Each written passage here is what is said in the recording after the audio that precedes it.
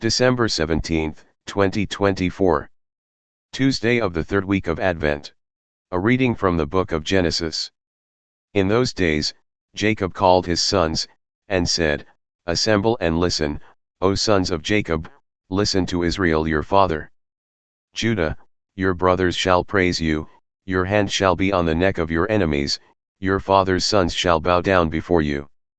Judah is a lion's cub, from the prey, my son, you have gone up.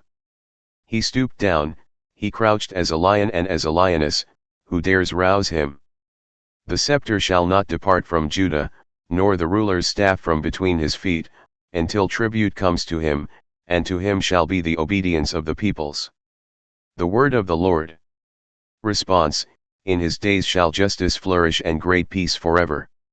O God, give your judgment to the king, to a king's son your justice, that he may judge your people in justice, and your poor in right judgment. In his days shall justice flourish and great peace forever. May the mountains bring forth peace for the people, and the hills justice. May he defend the poor of the people, and save the children of the needy. In his days shall justice flourish and great peace forever. In his days shall justice flourish, and great peace till the moon is no more.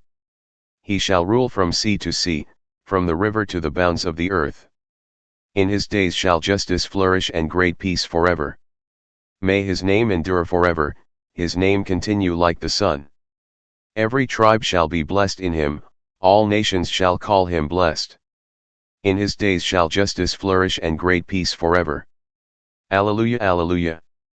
O wisdom of our God Most High, guiding creation with power and love, come to teach us the path of knowledge. Alleluia. A reading from the Holy Gospel according to Matthew. The book of the genealogy of Jesus Christ, the son of David, the son of Abraham. Abraham was the father of Isaac, and Isaac the father of Jacob, and Jacob the father of Judah and his brothers, and Judah the father of Perez and Zerah by Tamar, and Perez the father of Hezron, and Hezron the father of Ram, and Ram the father of Amminadab, and Amminadab the father of Nahshon, and Nahshon the father of Salmon, and Salmon the father of Boaz by Rahab, and Boaz the father of Obed by Ruth, and Obed the father of Jesse, and Jesse the father of David the king.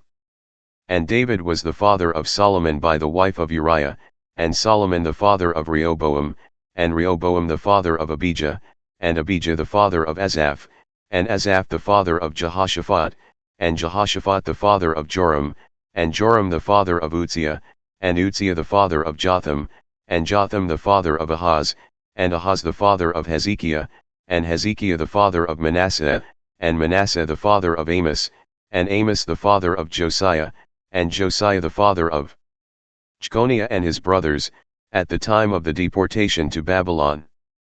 And after the deportation to Babylon, Jeconiah was the father of Shealtiel, and Shealtiel the father of Zerubbabel, and Zerubbabel the father of Abiad, and Abiad the father of Eliakim, and Eliakim the father of Azor, and Azor the father of Zadok, and Zadok the father of Achim, and Achim the father of Eliad, and Eliad the father of Eleazar, and Eleazar the father of Mathan, and Mathan the father of Jacob, and Jacob the father of Joseph the husband of Mary, of whom Jesus was born, who is called Christ. So all the generations from Abraham to David were 14 generations, and from David to the deportation to Babylon 14 generations, and from the deportation to Babylon to the Christ 14 generations. The Gospel of the Lord. Reflection. December 17th. The Gospel we have read here are the opening 17 verses of the Gospel of Matthew, the genealogy of Jesus. You might wonder why the Church includes this Gospel reading among the Gospel readings for Advent. After all, it is simply a list of names. Yet, for the evangelist Matthew, this version of Jesus' genealogy was saying something important about Jesus. It was, firstly, highlighting his humanity. Jesus had ancestors, a family tree, as we all have. He didn't come to earth as from another planet. Matthew was also telling us that Jesus was Jewish, rooted in a long-standing Jewish tradition. As the opening of the genealogy declares, he was son of David and son of Abraham.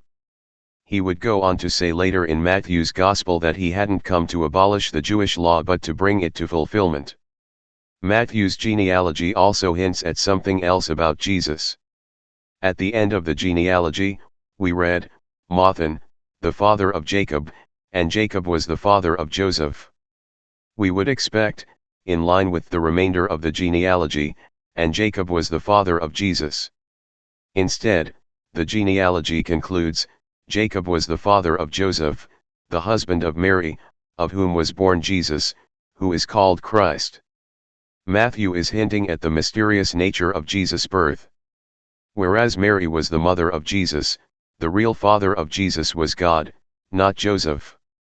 Matthew will soon tell us that Jesus is Emmanuel, God with us. More could be said about the genealogy. Many of those mentioned were anything but paragons of virtue, they were very flawed people. Jesus did not descend from saints. Yet, God somehow worked through them to give his Son to humanity. There can be flaws in our own family story, and, indeed, in our own personal story. Perhaps Matthew is reminding us that God can turn even the flaws in our own personal story to our ultimate good, if we open ourselves up to his working in our lives. As St. Paul says in his letter to the Romans, all things work together for good for those who love God.